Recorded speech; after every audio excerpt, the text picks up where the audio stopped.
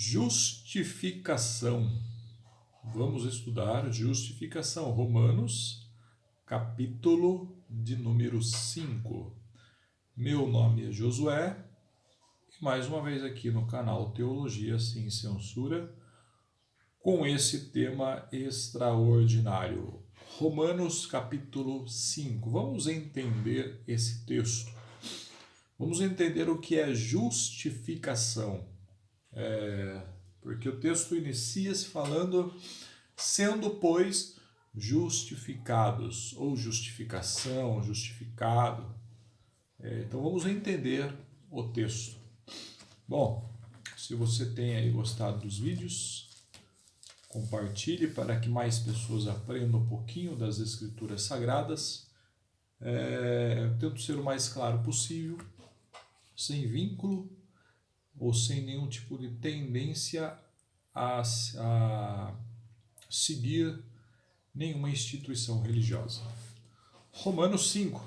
Vamos entender o texto. Pegue sua Bíblia e estude comigo. Talvez esse vídeo fique um pouquinho longo, mas o importante é estudarmos e entender. Romanos 5. Sendo, pois, justificados pela fé, temos paz com Deus por nosso Senhor Jesus Cristo. Vamos aqui. Sendo, pois, justificados pela fé. Vamos entender primeiro o que é justificação, ser justificado. Eu vou dar um exemplo para você do que é justificação ou ser justificado. Um exemplo, vamos lá, siga o meu raciocínio. Um trabalhador acorda cedo para ir trabalhar e de repente dá uma dor de barriga nele bem feia.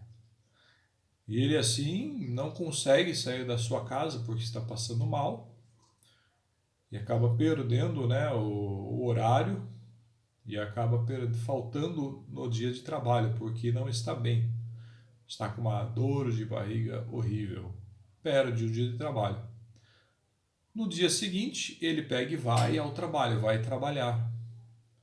Só que quando ele chega lá, ele chega diante do encarregado, do patrão, das pessoas, os líderes dele, e fala: olha, eu faltei ontem porque eu estava com dor de barriga. Ele tenta se justificar da falta dele, da falha dele ou da falta do dia de trabalho.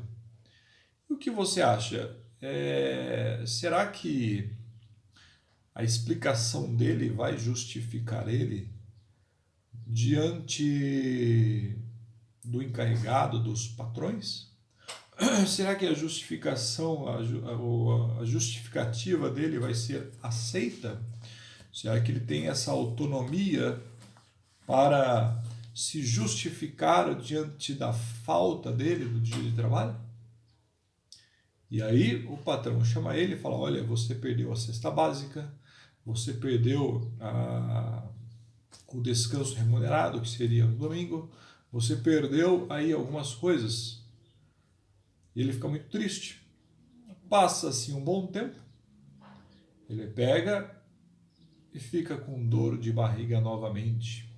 Só que dessa vez, ele lembra que as palavras dele para justificar a falta dele não funcionou, não causou efeito naquela vez que ele tinha faltado e perdeu cesta básica, e perdeu descanso remunerado, tal. O que ele faz agora? Ele vai até o médico, começa a usar a cabeça. Opa, aquele dia eu fui, falei, não resolveu, agora eu vou no médico.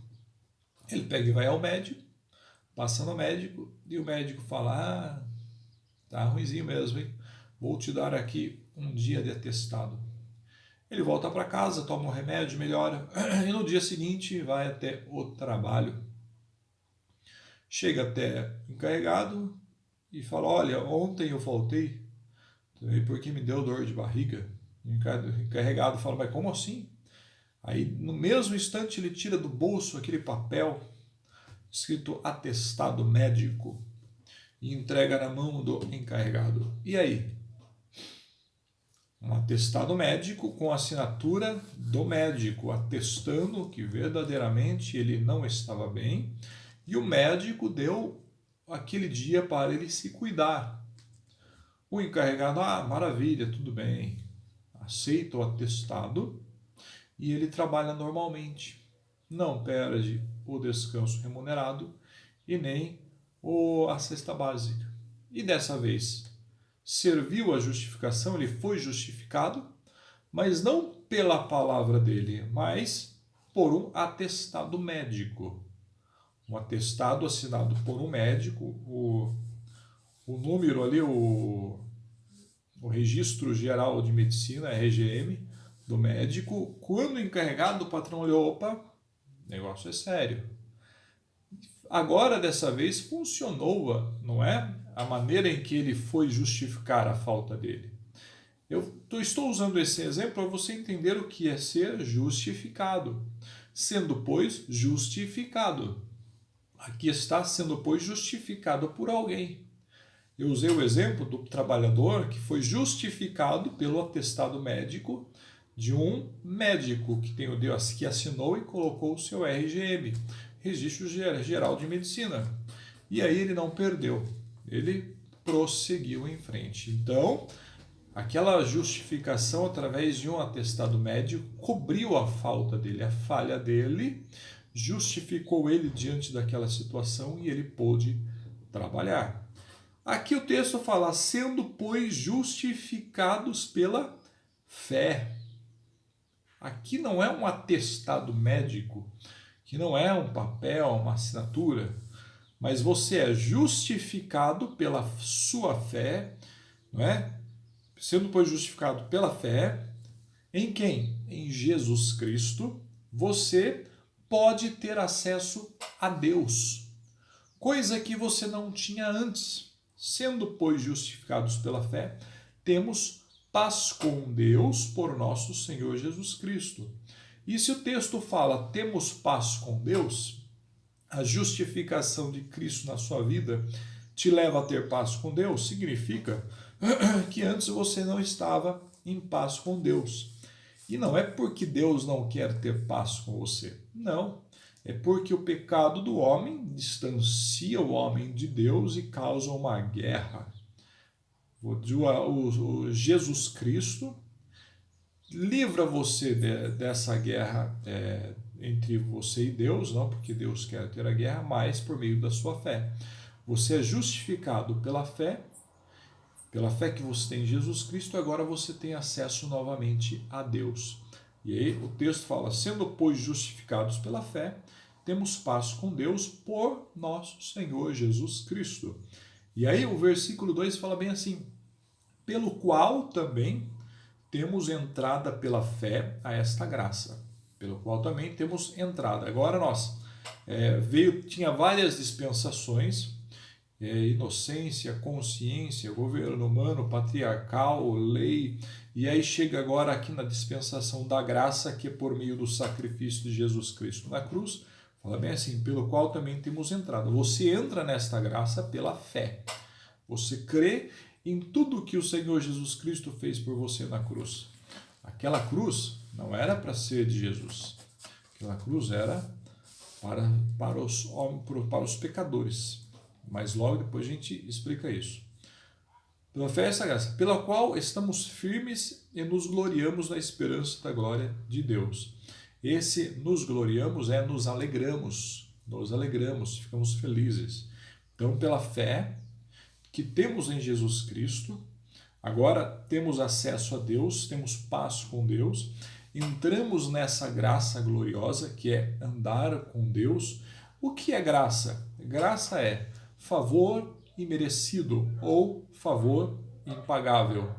Um exemplo um pouquinho mais claro. Jesus Cristo encarnou em forma humana, ele era Deus, encarnou em forma humana, morreu na cruz, foi sacrificado, derramou sangue pela sua vida, fez tudo isso, sabendo que você não tinha e nem poderia pagar o que ele fez por você. Graça, favor imerecido. Vamos seguir aqui. nos gloriamos na esperança da glória de Deus. E não, vamos ler o versículo 3. Bom, vamos seguindo aqui no versículo 3. Olha, eu moro em uma rua que tem muitos cachorrinhos, muitos cachorros, e vão ficar latindo. Se aí algum cachorro latindo, algum latido de cachorro nesse vídeo, desconsidere e vamos estudar. Versículo 3 de Romanos 5. E não somente isto, mas também nos gloriamos nas tribulações. Estranho, né? Se alegrar nas tribulações, se gloriar nas tribulações. Não nos gloriamos somente na esperança da glória de Deus, mas também nos gloriamos nas tribulações, sabendo que a tribulação produz paciência. Então, o que produz paciência em nossa vida são os momentos de tribulação, de dificuldade, não é? Uma vida aí de perseverança diante das dificuldades. E aí fala bem assim, sabendo que a tribulação produz paciência, e a paciência, quem tem paciência, tem experiência, não é? A experiência, e quem tem experiência tem esperança. O que é esperança? Esperança é esperar. E o que significa esperar? E esperar com paciência. Esperar com paciência, vou te dar um exemplo. Você marca de buscar um familiar, um colega seu em uma rodoviária, e ele fala, olha, vou chegar hoje aí. Você vai na rodoviária, não sabe que hora ele vai chegar, mas você sabe que é naquele dia. E você espera o dia inteiro, espera, e de repente ele chega. E você se alegra, não é? Fica feliz. Você esperou com paciência. Isso é esperança, de esperar. A experiência é esperança.